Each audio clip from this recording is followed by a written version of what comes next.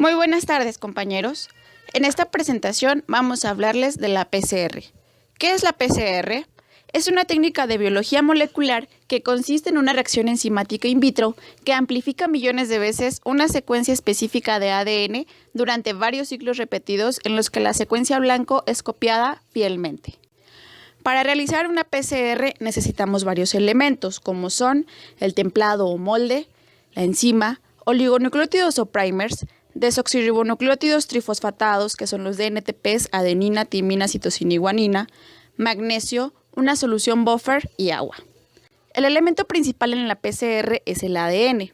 El templado son las cadenas de ADN que se separan y funcionan como molde para que la enzima sintetice las nuevas cadenas que llevan la secuencia blanco de interés. El criterio esencial es que la muestra contenga al menos una cadena de DNA intacta, que abarque la región que va a ser amplificada y que las impurezas sean suficientemente diluidas como para no inhibir la polimerización. La polimerasa se encarga de la catálisis de la reacción sintetizando las nuevas cadenas de ADN que llevan la secuencia blanco. La más usada es la Taq-ADN polimerasa. Los requerimientos de enzima pueden variar con respecto a la secuencia blanco o primers. Cuando se optimiza un PCR, se recomienda probar rangos de concentración de enzima de 0.5 a 5 unidades por cada 100 microlitros. Si la concentración de la enzima es muy alta, se acumulan productos no específicos, y si es muy baja, se formará una cantidad insuficiente del producto deseado. Los primers son secuencias de oligonucleótidos que flanquean y delimitan la secuencia blanco que se desea amplificar, y son complementarios a esta. Son dos secuencias diferentes de primers las que se utilizan en la PCR. Con la finalidad de garantizar la formación de un complejo estable entre el templado y los primers, hoy en día existen programas informáticos para diseñar primers con alta especificidad, por lo que se evita la formación de productos inesperados. Los nucleótidos son los ladrillos con los que la Taq polimerasa construye las nuevas cadenas de ADN. Son factores importantes que contribuyen a la especificidad de la reacción. Por ello es importante que su concentración sea la adecuada, ya que de lo contrario pueden afectar la función de la enzima. El magnesio es un cofactor enzimático que influye en la especificidad de la reacción. Por eso se debe de tener una concentración adecuada para que no afecte el rendimiento de la Taq polimerasa. En ocasiones ya viene incluido en el buffer, pero en otras se le tiene que agregar. Afecta el alineamiento de los primers, la temperatura de disociación de las cadenas, tanto del templado como del producto de PCR, la especificidad del producto, la formación de dímeros de primer y la actividad de la enzima. La Taq polimerasa requiere magnesio libre en la unión con el templado, los primers y los NTPs.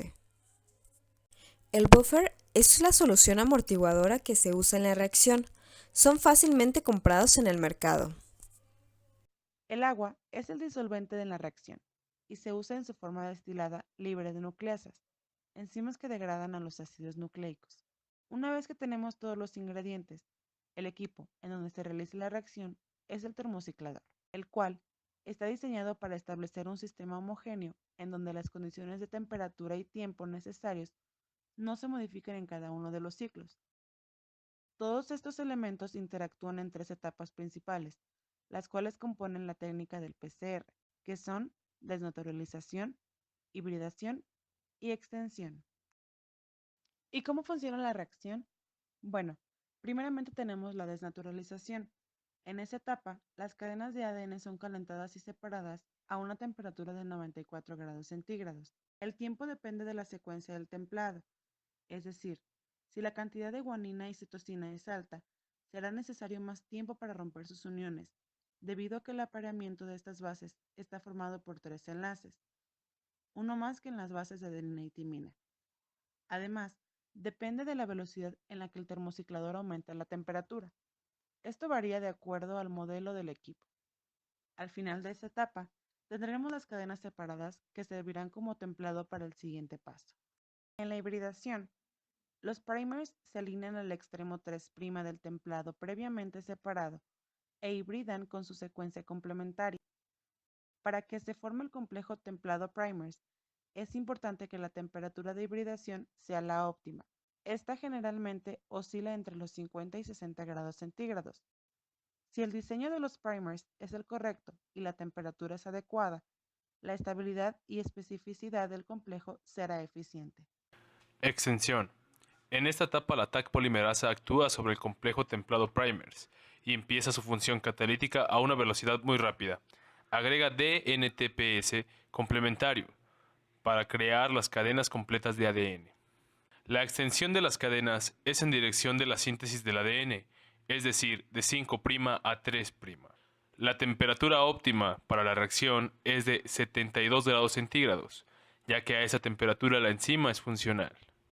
Al final del ciclo, se habrán formado los amplicones, con un tamaño dictado por el número total de pares de bases. Los 3 pasos anteriores constituyen un ciclo. El número óptimo de ciclos dependerá principalmente de la concentración inicial del templado, cuando los otros parámetros son optimizados. Un error común es el ejecutar demasiados ciclos, ya que esto puede incrementar la cantidad y complejidad de productos no específicos. Pocos ciclos dan como resultado un bajo rendimiento del producto. Al final de la reacción, para corroborar si se amplificó la secuencia blanco de interés, los productos de la PCR o también llamados amplicones son analizados en geles de agarosa para confirmar si la reacción fue exitosa. Cuando los amplicones son corridos en el gel, estos deben ser cargados junto con un marcador molecular que contenga un número determinado de segmentos de ADN conocidos, lo que facilita la identificación de los amplicones y si su tamaño corresponde con lo esperado. El tamaño está dado por el número de pares de pases del amplicón. La PCR siempre debe contar con un control positivo y uno negativo. Estos controles son necesarios para comprobar que no exista contaminación en el mix de la reacción o corroborar que si no existe el producto deseado, no es por un desperfecto en la reacción. Aplicaciones. En medicina su valor de diagnóstico es amplio, debido a que el repertorio genético de un individuo es altamente distintivo. La técnica ha tenido gran impacto en la reconstrucción de material genético fósil. El más antiguo de los ADNs analizados por PCR es el correspondiente a una termita fósil embalsamada en ámbar, la cual tiene una edad entre 25 y 30 millones de años.